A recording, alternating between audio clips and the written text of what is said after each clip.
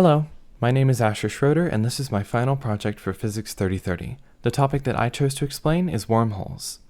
There are many questions that can be asked about wormholes, but the most important is thus: what exactly is a wormhole? In simple words, they're sort of like tunnels that might be able to connect different spots in space, meaning that if you traveled through them, you'd be able to get from point A to point B instantly, even faster than light. In order to understand how wormholes function, we first need a brief explanation on the concept of space-time. We're going to combine the first, second, and third dimensions, creating space, everything physical that's around us: the air we breathe, the car you use to drive to work, the empty cubic meter of vacuum 327 million light years to your left. That's right, even empty space is still space. Moving on, you've already heard of the fourth dimension, it's time. In Einstein's theory of relativity, the three dimensions of space and the singular dimension of time are fused into one continuum in which we experience life, aptly named space-time. Imagine that the universe is a trampoline. Space-time is the jump pad, curving around objects depending on their mass, with more massive objects causing space-time to bend more dramatically.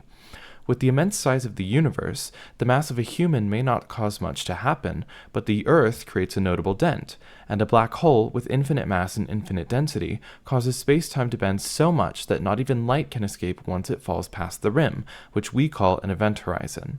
All objects traveling through the universe, from stray atoms floating through the aether to entire solar systems careening through galaxies, are like balls rolling around on the jump pad. If you were to take it and fold it in half, moving through space normally would be like traveling around the bended part of the pad. Even if 2 points were right next to each other, from the traveler's perspective, they would have to travel along a straight line to get from A to B. But imagine if you took a pencil and jammed a hole through both sides of the pad. The fastest way to get from A to B would no longer be traveling the long way, but instead by traversing the hole. Barring a lot of complex math equations, this is essentially what a wormhole is: a hole through the fabric of reality.